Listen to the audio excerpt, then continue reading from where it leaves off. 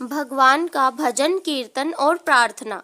शास्त्रों में लिखा है कि भजनस्य लक्षणम रसनम, अर्थात अंतरात्मा का रस जिसमें उभरे उसका नाम है भजन। यानी हृदय में जो आनंद वस्तु व्यक्ति या भोग सामग्री के बिना ही भी आता है वही भजन का रस है। रामचरितमानस में तुलसीदास ने कहा है कि जो साधक भगवान का विश्वास पाने के लिए भजन करता है, प्रभु अपनी अहेतु की कृपा से उसे अपना विश्वास प्रदान करके उसके जीवन को सफल बना देते हैं।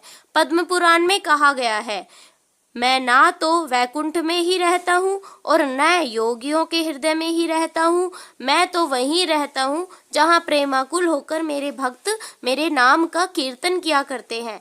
मैं सर्वदा लोगों के अंतःकरण में विद्यमान रहता हूँ। शास्त्रकार ने कहा है, स्वयं भगवान भी भजन करने वालों को मुक्ति सुलभ कर देते हैं, पर भक्ति सबको नहीं देते। भगवान श्री कृष्ण ने कहा है, यदि कोई अतिशय दुराचारी भी अनन्य भाव से मेरा भक्त होकर मुझे भजता है तो वह साधु ही मानने योग्य है, क्योंकि वह यथार्थ निश्चय वाला है। अर्थात उसने भली भांति निश्चय कर लिया है कि परमेश्वर के भजन के समान अन्य कुछ भी नहीं है। ऐसा व्यक्ति थोड़े ही दिनों में धर्मात्मा होकर सुख शांति पाता है।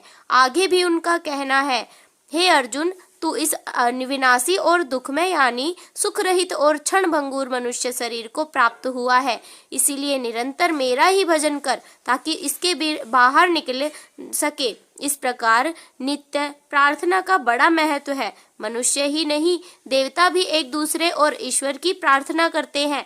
प्रत्येक मानव के हृदय की प्रार्थना है, मुझे असत से सत्य की ओर ले चलो, अंधकार से प्रकाश की ओर ले चलो और मृत्यु से अमृत की ओर ले चलो। इसके द्वारा हम ईश्वर से अपना संबंध जोड़कर महान विभूतियों के स्वामी बन सकते हैं और समस्त आदि व्याधि कष्ट कठिनाइयों एवं रोग शोकों से मुक्ति पा सकते हैं।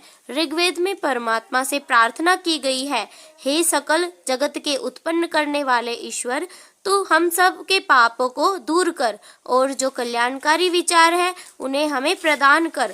हे कृपानिधे, हमारे अंतःकरणों को पवित्र कर, शुद्ध बुद्ध और पवित्र बना।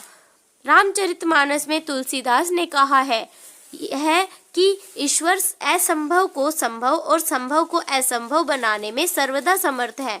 उनमें किसी भी तरह की असामर्थ्य नहीं है, वह सब तरह से पूर्ण है, उनमें किंचित मात्र भी कमी नहीं है। जब हमारा संबंध उनसे प्रार्थना करने के माध्यम से जुड़ जाएगा तो उनकी सारी शक्ति हमारे में